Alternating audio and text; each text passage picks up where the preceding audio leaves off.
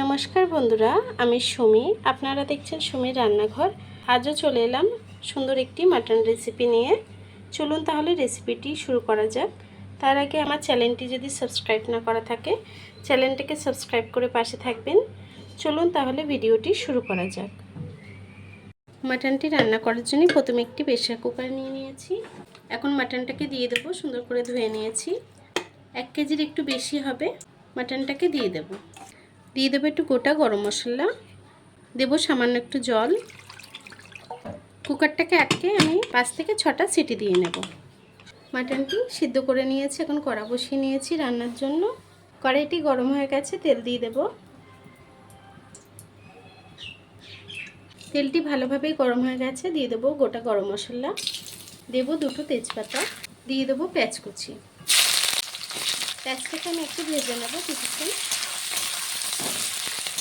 পেঁয়াজটা সুন্দর করে ভাজা হয়ে গেছে, একটু ব্রাউন কালার চলে এসেছে। এখন আমি মশলাটিকে অ্যাড করব। দিয়ে দেবো বড় চামচের 1 চামচ আদা রসুন বাটা, দিয়ে দেবো কিছুটা জিরে বাটা।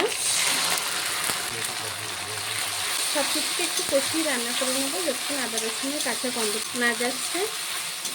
আদা রসুনের গন্ধটা চলে গেছে। এখন আমি গুঁড়ো মশলাটা অ্যাড করব। দিয়ে দেবো হলুদ গুঁড়ো 2 চা চামচ, দিয়ে দেবো ছোটো বাটি 2 বাটি ঝাল লঙ্কা গুঁড়ো। আপনারা যতটা ঝাল পছন্দ করেন সে অনুযায়ী অ্যাড করবেন। এখন সব কিছুকে আমি একটু রান্না করে নেব যতক্ষণ মশলা দিয়ে তেল না ছাড়ছে। সামান্য একটু জল অ্যাড করব যাতে গুঁড়ো মশলাটা পুড়ে না যায়। মশলাটাকে সুন্দর করে কষিয়ে রান্না করে নেব। দিয়ে দেবো মিডিয়াম সাইজে 2টো টমেটো। দেখুন মশলা দিয়ে তেল ছেড়ে দিয়েছে। এখন আমি আলুটাকে দিয়ে দেব। আলুটা কিন্তু আমি ভেজে দিইনি, আপনারা চাইলে ভেজেও অ্যাড করতে পারেন। আলুটাকে দিয়েও কিছুক্ষণ রান্না করে নেব। মশলার সাথে আলু সুন্দর করে কষিয়ে রান্না করে নেব।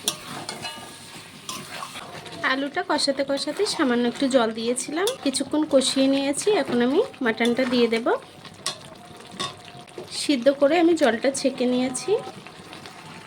মাটনটাকে দিয়েও সুন্দর করে কষিয়ে রান্না করে নেব। দেখুন বন্ধুরা, আমার মাটনটা কিন্তু খুব সুন্দরভাবে কষানো হয়ে গেছে। মাটন দিয়ে তেল ছেড়ে দিয়েছে। এখন আমি জল দিয়ে দেব। মাটনটা সিদ্ধ করে রেখেছিলাম যে জলটা, সেটাই দিয়ে দেব। মাটনটিকে কষাতে কষাতেই আমি স্বাদ মতো নুন দিয়ে দিয়েছিলাম। জলটাকে দিয়ে একটু নেড়ে ছেড়ে দেব। জলটাকে দিয়ে নেড়ে ছেড়ে দিয়েছি। আমি সামান্য আরও একটু নর্মাল জল দেব। জলটাকে দিয়ে আরও একটু নেড়ে ছেড়ে আমি তরকারিটিকে এখন রান্না করে নেব। দেখুন বন্ধুরা, আমার তরকারিটি কিন্তু প্রায় হয়ে এসছে, ঝোলটাও টেনে এসছে। এখন আমি কিছুটা ধনেপাতা দিয়ে দেবো ওপর থেকে।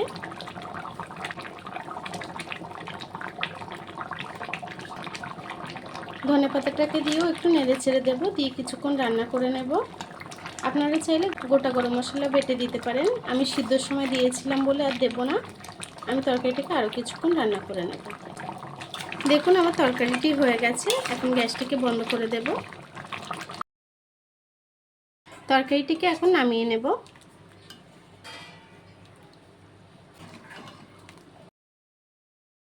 দেখুন বন্ধুরা, আমার মাটনটি কিন্তু হয়ে গেছে। আমার এই সিম্পল রেসিপিটি আপনাদের কেমন লেগেছে কমেন্ট বক্সে জানাতে ভুলবেন না।